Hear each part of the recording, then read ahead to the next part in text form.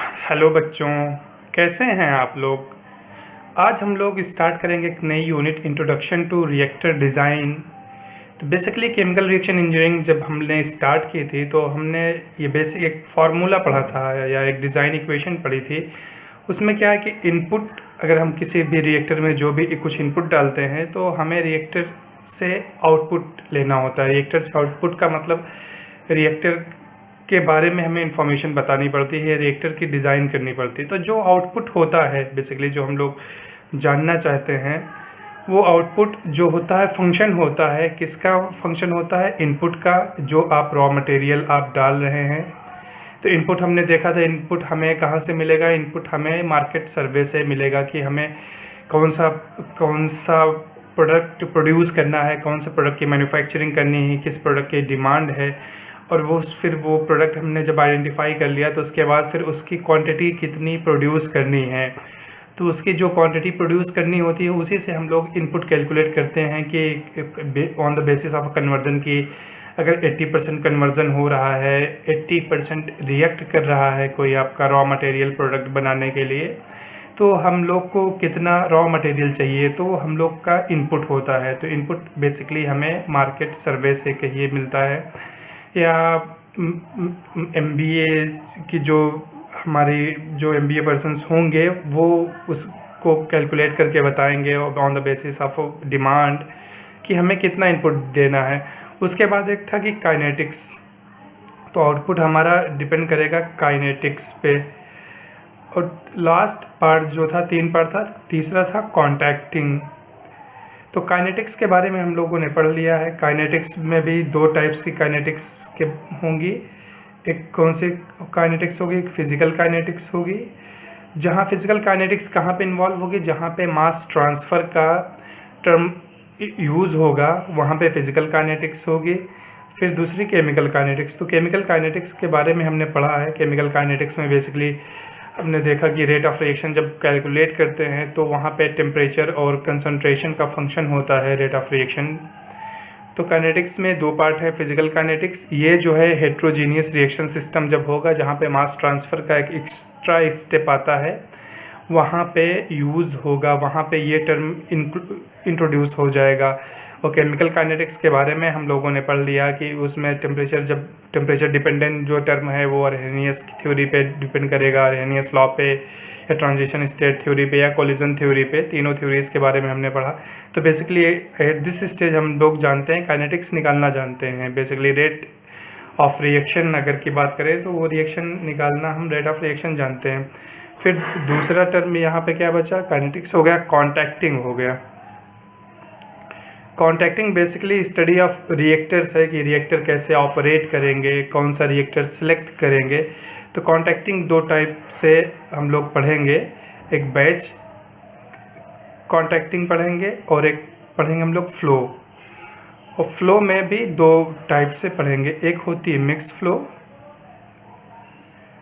Flow reactors जो होंगे उसके बारे में पढ़ेंगे, और दूसरा जो हम लोग दूसरा टाइप पढ़ेंगे वो प्लग फ्लो रिएक्टर के बारे में पढ़ेंगे। तो अभी तक हम लोगों ने ये पोर्शन जो है कंप्लीट कर लिया है, फिज़िकल ये काइनेटिक्स का पोर्शन। अब हम लोग कॉन्टैक्टिंग के बारे में आज से स्टार्ट करेंगे। तो कॉन्टैक्टिंग बेसिकली कि रिएक्टर्स के बारे में पढ़ना स्टार्ट करेंगे। तो रिएक्टर्स में किस तरह फीड इनपुट की जाएंगी, किस तरह हम लोग आउटपुट निकालेंगे, जो प्रोडक्ट अपना है वो कैसे विड्रॉ करेंगे, मतलब उनका मोड ऑफ ऑपरेशन कैसा होगा। और उसके बाद कौन सा टाइप का रिएक्शन होगा, ट्यूबुलर रिएक्टर लेंगे या फिर हम लोग एक नॉर्मल रिएक्टर लेंगे, एक वेसल सिलेंड्रिकल रिएक्टर लेंगे, तो वो किस टाइप का रिएक्टर होगा, उस सब की स्टडी की जाएगी। अब तो बेसिकली अगर हम देखा जाए तो हम लोगों ने क्या पढ़ा कि रिएक्शंस क्या है। तो रिएक्शंस बेसिकली एक प्रोसेस है जिसमें आपका जो रिएक्टेंट है वो रीअरेंजमेंट होके या रीडिस्ट्रीब्यूट होके एक प्रोडक्ट फॉर्म करता है। तो रिएक्शंस के बेसिक बारे में हमने पढ़ा कि रिएक्शंस क्या हैं, ऑलरेडी हम लोगों ने पढ़ लिया। जस्ट यहाँ पे एक बार समराइज़ कर रहे हैं कि रिएक्शन क्या है। प्रोसेस है जिसमें रिएक्टेंट जो है वो या तो डिस्ट्रीब्यूट करता है अपने आप को, या रीअरेंज करता है to form a new product. और जो नया प्रोडक्ट फॉर्म होता है उसकी प्रॉपर्टीज़ कम्प्लीटली डिफरेंट होती हैं जो आपका रॉ मटेरियल था या जो रिएक्टेंट था। तो बेसिकली ये रिएक्शंस कैरीड कहाँ किए जाते हैं, कैरी आउट कहाँ की जाती हैं, ये रिएक्शन हम लोग करते हैं रिएक्टर में। तो रिएक्टर क्या होता है, तो रिएक्टर अगर बेसिकली देखा जाए तो जस्ट एक वेसल है। क्या है, वेसल है जहाँ पे रिएक्शन कैरीड की जाती है, जहाँ पे कोई रिएक्टेंट को इनपुट किया जाता है, रिएक्टेंट को डाला जाता है और रिएक्शंस हो जाती हैं और हम लोग को प्रोडक्ट फॉर्म होता है। तो इस रिएक्टर में और नॉर्मल रिएक्टर में फ़र्क, नॉर्मल मतलब इस वेसल में जिसको हम लोग रिएक्टर बोल रहे हैं और जो वेसल कह रहे हैं, कोई बर्तन जैसे वेसल कोई है, इक्विपमेंट है कोई, तो उसमें फ़र्क क्या है।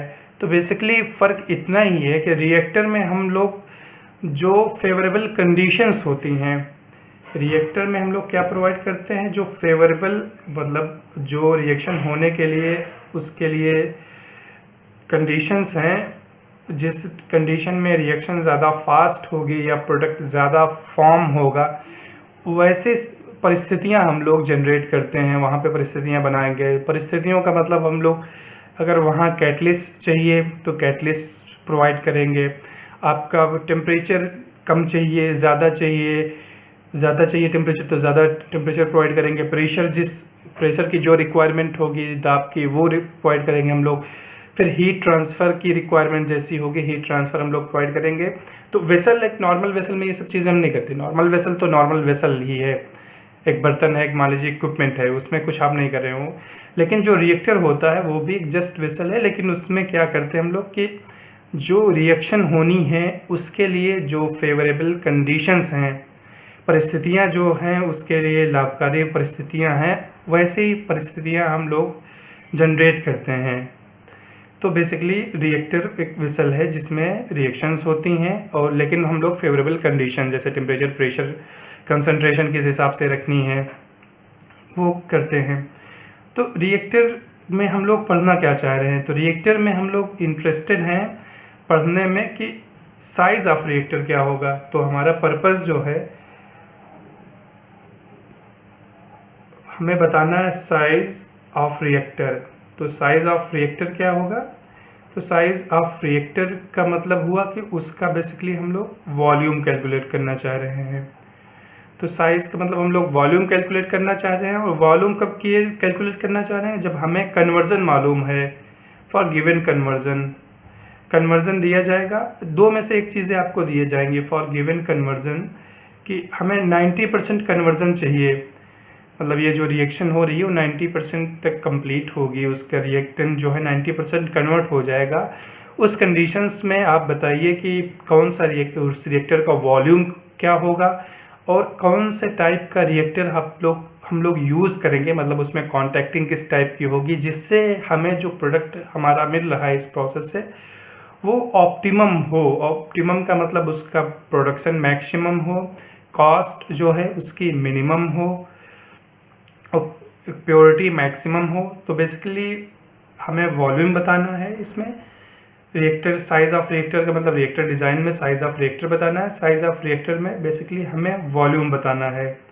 और वॉल्यूम बताने का मतलब है कि हमें एक आपको गिवन कन्वर्जन दिया हुआ होगा, एक गिवन आपको मतलब यही है कि हमें ये बताया गया होगा कि इतने % कन्वर्जन हो जाएगा, तो उस केस में आप वॉल्यूम बताइए और कौन से टाइप का रिएक्टर आप यूज़ करेंगे वो बताइए। तो बेसिकली हमें डिज़ाइन करनी है। तो इस चैप्टर में जो है हम लोग डिज़ाइन के बारे में, डिज़ाइन इक्वेशंस के बारे में पढ़ेंगे हम लोग। तो क्या करेंगे, डिज़ाइन करने के लिए हमें चाहिए डिज़ाइन इक्वेशन। क्या चाहिए, डिज़ाइन इक्वेशन। तो डिज़ाइन इक्वेशन कौन कौन से टाइप के रिएक्टर्स होते हैं, तो बेसिकली डिज़ाइन इक्वेशन हम लोग आइडियल रिएक्टर्स के लिए पढ़ेंगे यहाँ पे। किसके लिए, आइडियल रिएक्टर्स के लिए। आइडियल रिएक्टर्स के लिए क्यों पढ़ रहे हैं, क्योंकि जो रियल रिएक्टर्स के बारे में बाद में डिस्कस करेंगे कि आइडियलिटी अगर नहीं हम लोग कंसीडर करेंगे तो क्या प्रॉब्लम्स जनरेट हो सकती हैं, क्या प्रॉब्लम अराइज हो सकती हैं। तो आइडियल रिएक्टर्स के बारे में पढ़ेंगे। तो आइडियल रिएक्टर्स यहाँ पे बेसिकली जो 3 टाइप के आइडियल रिएक्टर्स के बारे में हम लोग पढ़ेंगे।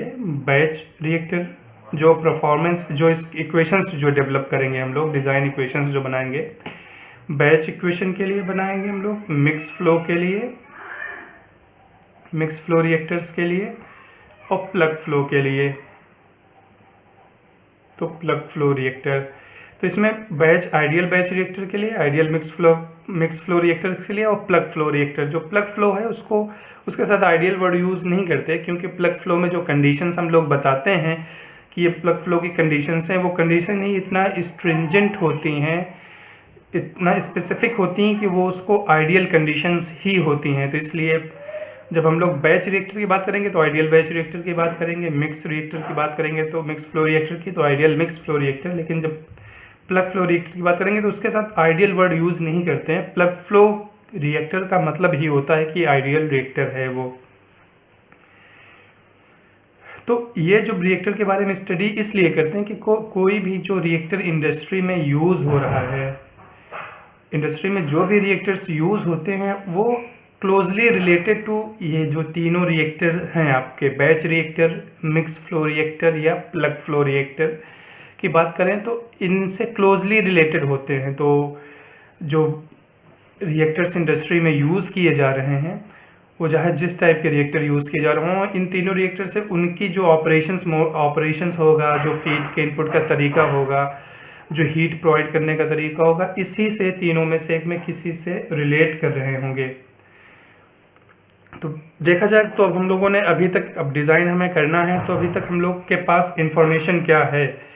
तो एट प्रेजेंट अगर हम लोग बात करें तो हम लोगों ने रेट लॉ जो है ना रेट लॉ डेवलप करना सीख लिया है। रेट लॉ या रेट इक्वेशन कहिए, तो रेट इक्वेशन हम लोग डेवलप कर सकते हैं, वो सीख लिया हम लोगों ने। तो ये रेट इक्वेशंस किस तरह डेवलप होंगी। तो रेट इक्वेशंस में बेसिकली हमने क्या सीखा है, हमने सीखा है कि ये रेट कांस्टेंट कैसे कैलकुलेट करेंगे, रेट कांस्टेंट, और दूसरा जो पैरामीटर हम लोगों ने देखा कि ऑर्डर ऑफ रिएक्शन हम लोग कैसे कैलकुलेट करेंगे, ऑर्डर ऑफ रिएक्शन किस तरह कैलकुलेट की जाएगी। तो ऑर्डर ऑफ रिएक्शन कैलकुलेट कर लेंगे हम लोग, रेट कांस्टेंट कैलकुलेट कर लेंगे तो हमारे पास क्या आ जाएगी, हमारे पास रेट इक्वेशन आ जाएगी। तो उस केस में हम लोग रेट इक्वेशन डेवलप कर लेंगे, और रेट इक्वेशन जब होगी तो वो यूज़ होगी, जो रेट इक्वेशन होगी will be use for design of reactor. तो जो रेट इक्वेशन हमारे पास आएगी उसको हम लोग यूज़ करेंगे डिज़ाइन ऑफ रिएक्टर के लिए। तो बेसिकली अभी तक हमारे पास जो जानकारी है, जो हम लोग पढ़ चुके हैं कि रेट इक्वेशन डेवलप करना सीख लिए हैं। रेट इक्वेशन जिसे -RA बोलिए या RA बोलिए वो निकाल लेते हैं हम लोग, वो उसको निकालने का मतलब हुआ कि हम लोग रेट कांस्टेंट निकाल लेते हैं और ऑर्डर ऑफ रिएक्शन निकाल जाते हैं। तो हमारे पास एक रेट इक्वेशन आ जाती है, और इसी रेट इक्वेशन को यूज़ करके हम लोग क्या कर रहे हैं, डिज़ाइन कर रहे हैं रिएक्टर। डिज़ाइन कर रहे हैं तो बेसिकली हम लोग वॉल्यूम कैलकुलेट कर ले रहे हैं रिएक्टर का। ये अभी तक का हमारा पर्पज़, मतलब हम यहाँ तक हम लोग सीखे हैं और फर्दर ये हमें करना है। तो जो सबसे इम्पोर्टेंट चीज़ अभी तक जो पढ़ के हमें समझ में आए कि हमें जो डिज़ाइन करना है रिएक्टर, उसके लिए हमारे पास काइनेटिक्स होनी चाहिए। और डिज़ाइन और रिएक्टर का मतलब हम लोग के पास जो है ना, ये देखेंगे कि पैरामीटर्स कौन कौन से हैं, जैसे ऑपरेटिंग कंडीशंस कैसी हैं, प्रोडक्शन रेट कैसा है, मोड ऑफ ऑपरेशन कैसा है, हीट ट्रांसफ़र कैसा है, मास ट्रांसफ़र कैसा है, हीट एंड मास ट्रांसफ़र कैसा है, मटेरियल ऑफ कंस्ट्रक्शन कौन सा यूज़ करना है। मतलब डिज़ाइन में ये भी सारे एस्पेक्ट को जो है ना कंसीडर किया जाएगा। कौन कौन से एस्पेक्ट की, ऑपरेटिंग कंडीशंस कैसी हैं, ऑपरेटिंग कंडीशंस के बारे में हम लोग जब डिज़ाइन कर रहे होंगे तो कंसीडर करेंगे कि ऑपरेटिंग कंडीशन कैसी हैं, और हीट एंड मास ट्रांसफ़र कैसा है, HMT मान लीजिए, हीट एंड मास ट्रांसफ़र का रिक्वायरमेंट कैसी है, प्रोडक्शन रेट क्या होना चाहिए, उसके बेसिस पे ये डिज़ाइन करेंगे प्रोडक्शन, उसके बेसिस पे रिएक्टर का डिसीज़न होगा। मोड ऑफ ऑपरेशन कैसा है, कि मतलब मोड ऑफ ऑपरेशन एक बार हम लोग रिएक्टेंट डालेंगे फिर पूरी रिएक्शन अलाउ करेंगे, या फिर रिएक्टेंट डालते रहेंगे प्रोडक्ट लेते रहेंगे, तो मोड ऑफ ऑपरेशन की इंफॉर्मेशन को हम लोग कंसीडर करेंगे। फिर cost of material MOC, cost of material और मटेरियल ऑफ कंस्ट्रक्शन जो MOC है, किस टाइप आप मटेरियल कौन सा यूज़ करेंगे रिएक्टर बनाने के लिए, स्टील यूज़ करेंगे या फिर कोई दूसरा और रिएक्टर यूज़ करेंगे, कोई और मटेरियल यूज़ करेंगे रिएक्टर को बनाने के लिए, और कॉस्ट क्या होगी इसका भी फैक्टर हम लोग कंसीडर करेंगे। तो बेसिकली जो इम्पॉर्टेंट कंडीशंस हैं रिएक्टर को डिज़ाइन करने के लिए, तो ये सब कंडीशंस हैं कि ऑपरेटिंग कंडीशंस कैसी हैं, मतलब ऑपरेटिंग कंडीशन में टेम्परेचर कैसा है, प्रेशर कैसा है, फिर heat and mass transfer rate कैसा है, उसका हीट एंड मास ट्रांसफ़र की रिक्वायरमेंट कैसी है, प्रोडक्शन रेट कितना है, प्रोडक्शन ज़्यादा चाहिए कम चाहिए, हम लोग को मोड ऑफ ऑपरेशन किस टाइप का मोड ऑफ ऑपरेशन चाहिए, और कॉस्ट उसकी कंस्ट्रक्शन जो हम लोग करेंगे उसका मेटल कैसा, मटेरियल कैसा होना चाहिए, और कॉस्ट फाइनली कॉस्ट तो इम्पोर्टेंट फैक्टर है ही, बिना कॉस्ट के कंसिडरेशन के कोई चीज़ हम लोग करते नहीं हैं। तो ये कुछ इम्पोर्टेंट पॉइंट्स हैं जिनको कंसीडर करके हम लोग रिएक्टर के बारे में डिज़ाइन करेंगे, रिएक्टर के बारे में फर्दर स्टडी करेंगे। तो अब स्टार्ट करते हैं हम लोग कि टाइप ऑफ रिएक्टर जो होते हैं इंडस्ट्री में, कौन कौन से टाइप ऑफ रिएक्टर होते हैं।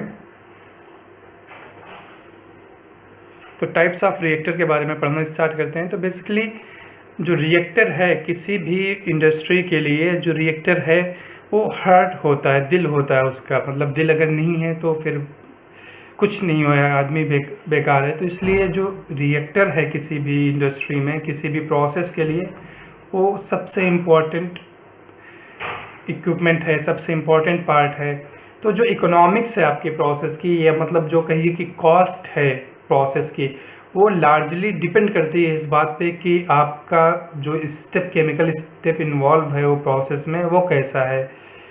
तो कॉस्ट कहिए डायरेक्टली जो कॉस्ट है वो डिपेंड करती है कि प्रोसेस के स्टेप्स कैसे हैं, और ये जो प्रोसेस के स्टेप्स, केमिकल स्टेप्स की बात कर रहे हैं। एक फिजिकल स्टेप्स होते हैं जैसे सेपरेशन वगैरह है, तो सेपरेशन भी एक इम्पॉर्टेंट स्टेप है, लेकिन जो लार्जली डिपेंड करेगी कॉस्ट, वो रिएक्टर्स के रिएक्शंस, जो केमिकल स्टेप है रिएक्शंस कैसी हो रही हैं उस पर डिपेंड करेगा। और जो केमिकल स्टेप जो हम लोग को करना है, बेसिकली केमिकल रिएक्शंस जो करनी है, वो उसके लिए हमें बेस्ट पॉसिबल रिएक्टर यूज़ करना पड़ेगा।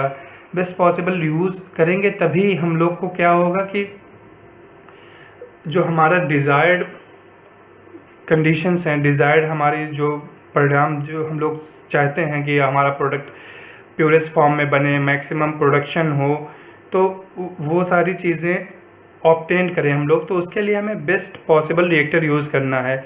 तो बेस्ट पॉसिबल रिएक्टर यूज़ करने के लिए हम लोग मतलब क्या चीज़ कंसीडर करेंगे, तो 3 चीज़ें, मतलब बेस्ट पॉसिबल रिएक्टर के लिए हम लोग 3 चीज़ें बेसिकली कंसीडर करेंगे।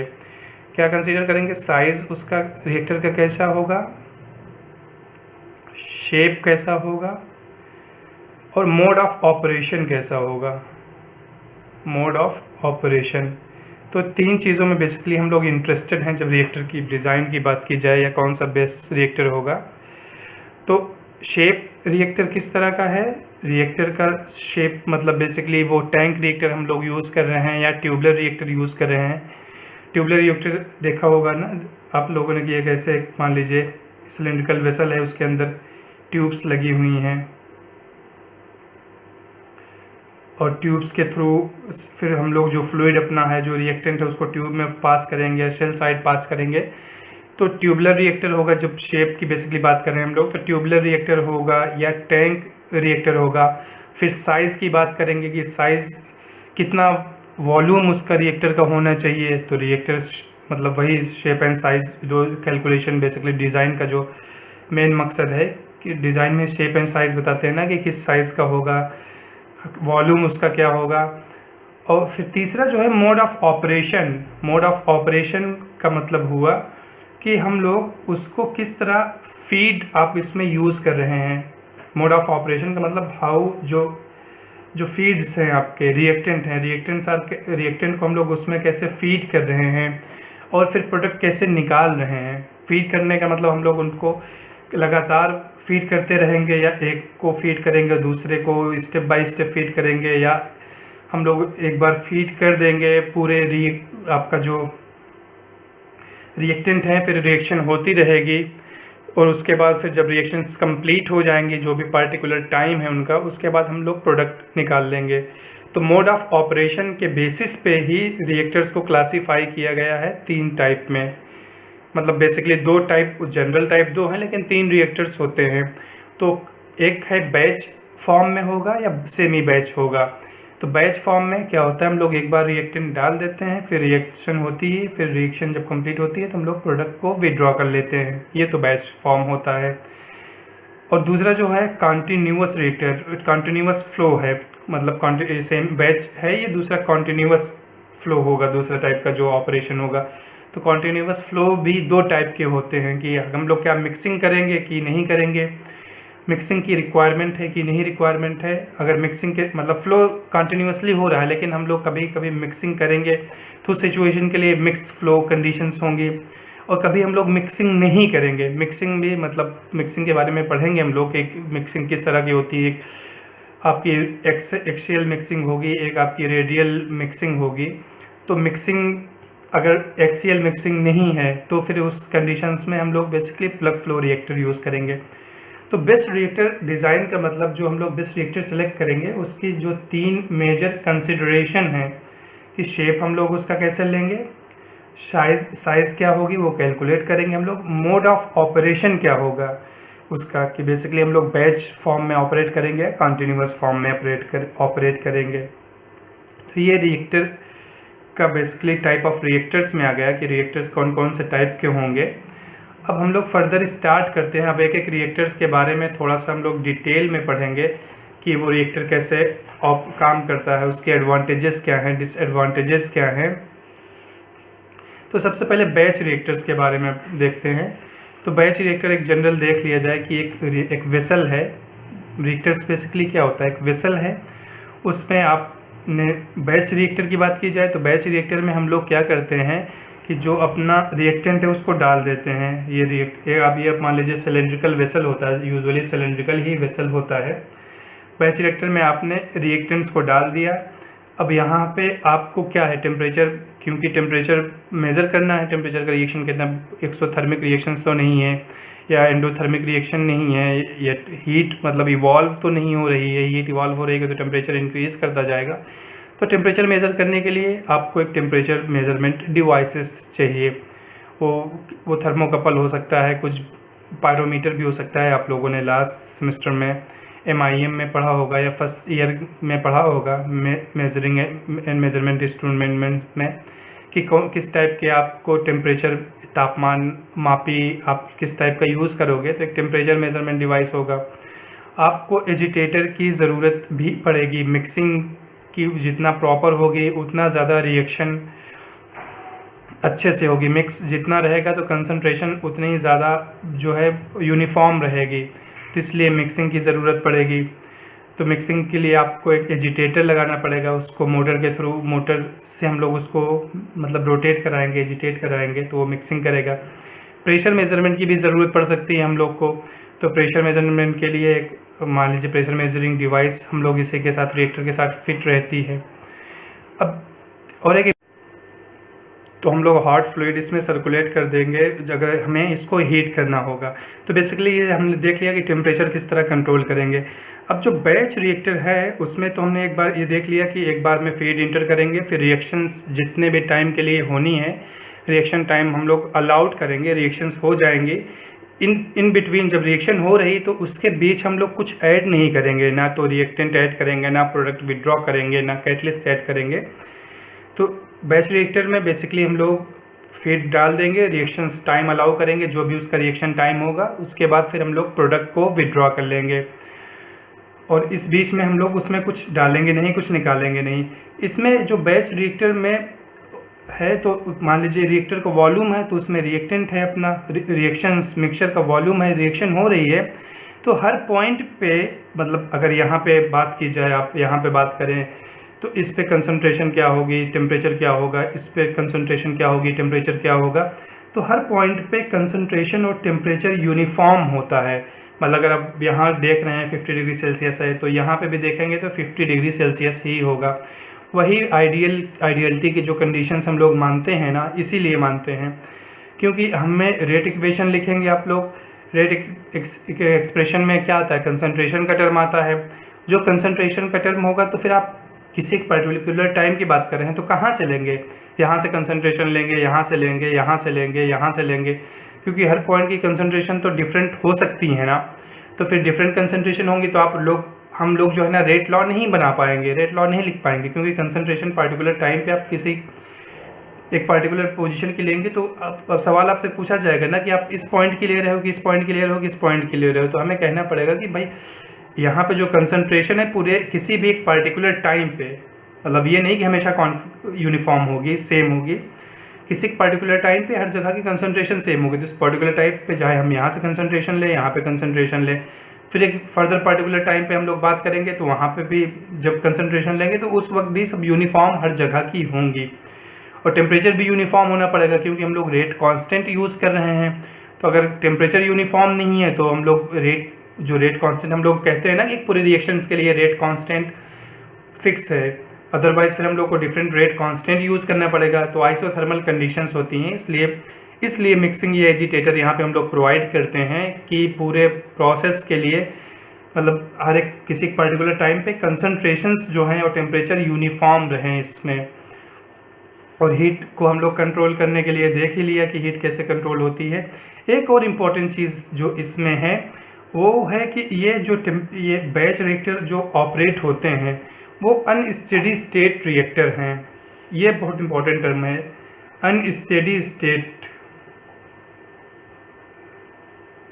अनस्टेडी स्टेट रिएक्टर का क्या मतलब हुआ और स्टेडी स्टेट का रिएक्टर का क्या मतलब हुआ। स्टेडी स्टेट का मतलब हुआ कि विद द टाइम कंसंट्रेशन नहीं चेंज हो रही। हम लोग कंसंट्रेशन या नंबर ऑफ मोल्स में ही इंटरेस्टेड हैं। तो जो बेसिकली स्टेडी स्टेट रिएक्टर होंगे उसमें टाइम के रिस्पेक्ट में कंसंट्रेशन चेंज नहीं होगी। तो अगर हम लोग क्या कहेंगे, dC/dt चेंज इन कंसंट्रेशन, या कहिए कि नंबर ऑफ मोल्स, कहिए dN/dt, एक ही बात हुई। कांस्टेंट वॉल्यूम है तो इसलिए हम dC और dN कर देंगे, वो ज़ीरो होगा स्टेडी स्टेट के लिए। और अनस्टेडी स्टेट के लिए क्या होगा कि जो चेंज इन कंसंट्रेशन या change in number of moles होंगे, बेसिकली चेंज इन कंसंट्रेशन बोले या नंबर ऑफ मोल्स बोले, वो ज़ीरो के बराबर नहीं होगी, क्योंकि यहाँ पर रिएक्शन हो रही है, हम लोग प्रोडक्ट कुछ निकाल नहीं रहे हैं और हम लोग इनपुट भी नहीं डाल रहे हैं। तो इसका मतलब हर पॉइंट मतलब टाइम जैसे ही इलैप्स करेगा, थोड़ा सा टाइम इंक्रीज़ करेगा, तो फिर क्या होगा, थोड़ा सा जब टाइम इंक्रीज़ करेगा तो आपका कंसंट्रेशन चेंज हो जाएंगे, क्योंकि रिएक्शंस हो रही हैं। भाई कंसंट्रेशन सेम उसी तरीके से रख सकते हैं हम लोग कि फिर हमने रिएक्टेंट फिर डाल दिया। जैसे रिएक्टेंट कम हुआ, जैसे 10 मोल पर लीटर था, अब जैसे रिएक्टेंट थोड़ा सा कम हुई, इसकी कंसंट्रेशन 8 मोल हुई, फिर हमने रिएक्टेंट डाल दिया, फिर उसकी कंसंट्रेशन बन गई। तो एक स्टेडी स्टेट कंडीशंस में क्या होंगे कि कंसंट्रेशन टाइम के हिसाब से चेंज नहीं होंगी, नंबर ऑफ मोल्स चेंज नहीं होंगे। लेकिन इसके केस में स्टेडी स्टेट के केस में कंसंट्रेशन जो है चेंज नहीं होती टाइम के साथ। एक ऐसी कंडीशंस आ जाएंगी जहाँ पे कंसंट्रेशन फिर आप टाइम के साथ चेंज नहीं होगी।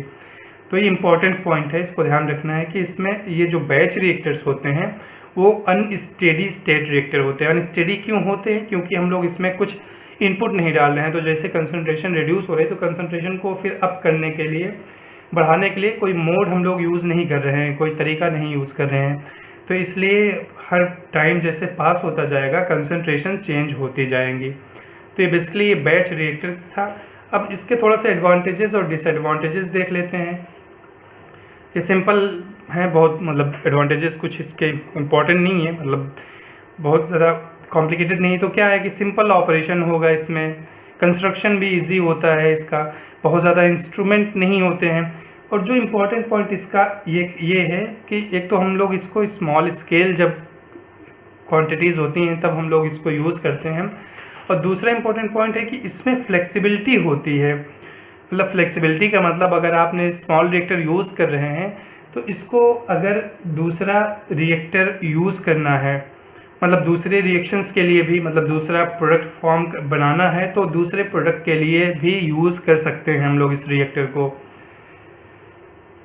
तो बेसिकली क्या हुआ कि ये सिंपल कंस्ट्रक्शन होता है, इसमें हमें ऑपरेट करने में उतनी डिफ़िकल्टीज़ नहीं होती हैं और इसमें क्या फ्लेक्सिबिलिटी ऑफ ऑपरेशन, वो बहुत इंपॉर्टेंट पॉइंट है इसका। फ्लेक्सिबिलिटी ऑफ ऑपरेशन का मतलब हुआ कि ये सिर्फ मतलब ऐसा नहीं है कि सिर्फ एक ही प्रोडक्ट मतलब एक ही रिएक्शंस के लिए इसको हम लोग यूज़ कर सकते हैं।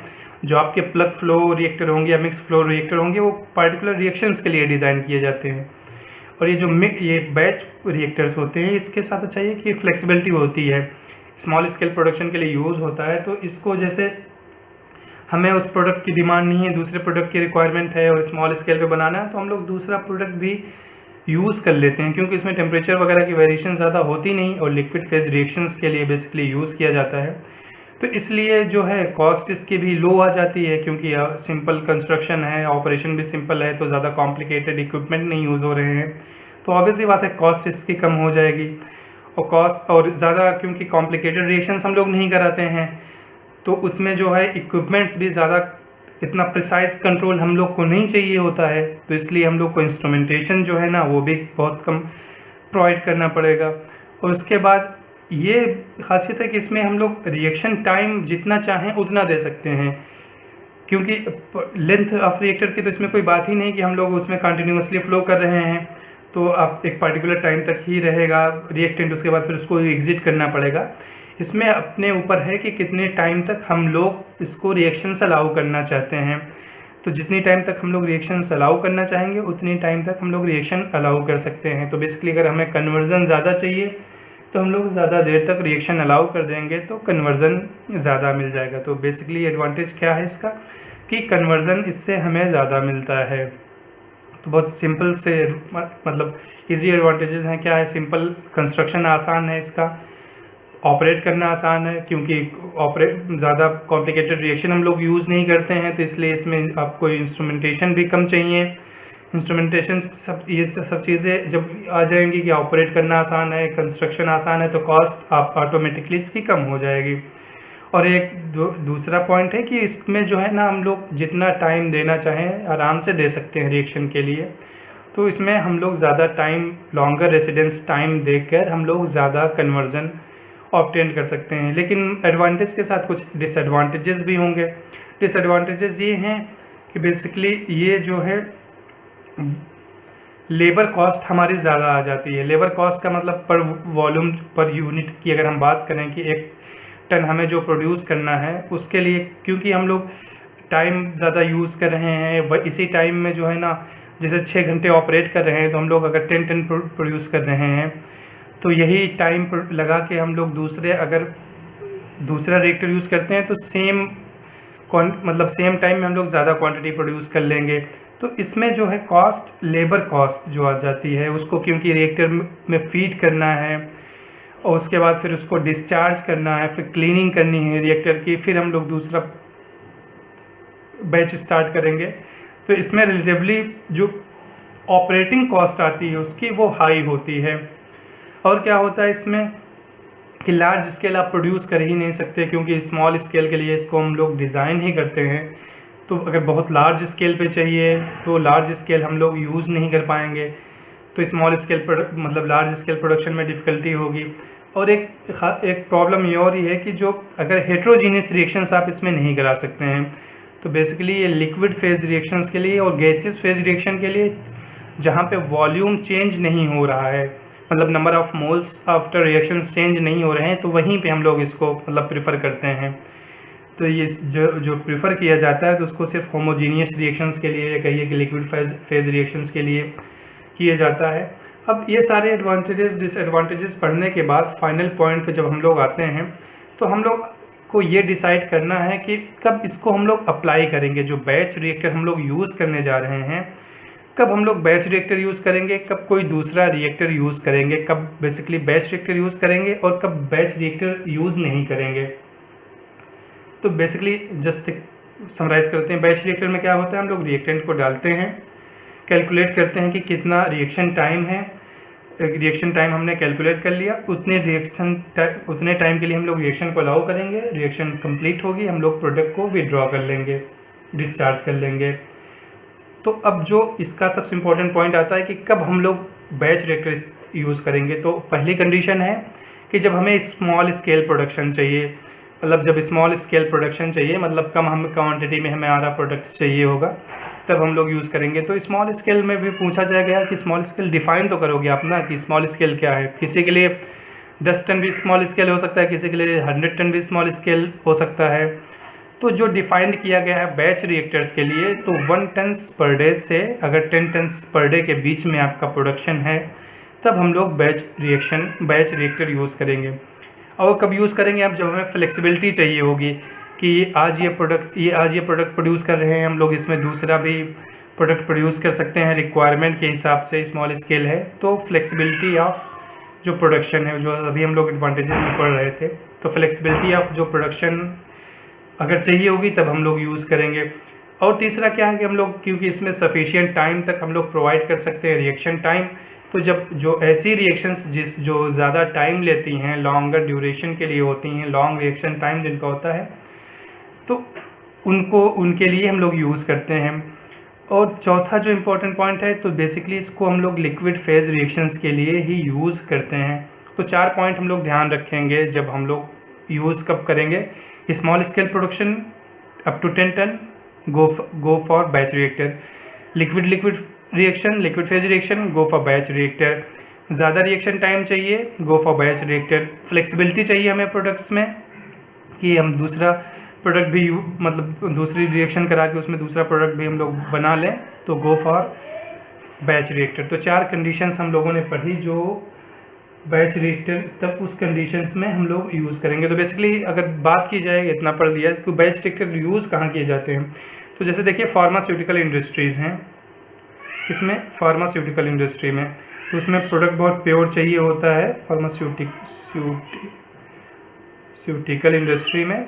और वहाँ पे स्मॉल स्केल में ये जो फार्मास्यूटिकल प्रोड्यूस किए जाते हैं, तो स्मॉल स्केल में प्रोड्यूस की जाती हैं, तो फार्मास्यूटिकल इंडस्ट्री में यूज़ करते हैं हम लोग।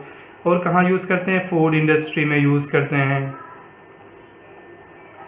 और फर्दर कहाँ यूज़ करते हैं, जो आपके एग्रोकेमिकल्स हैं,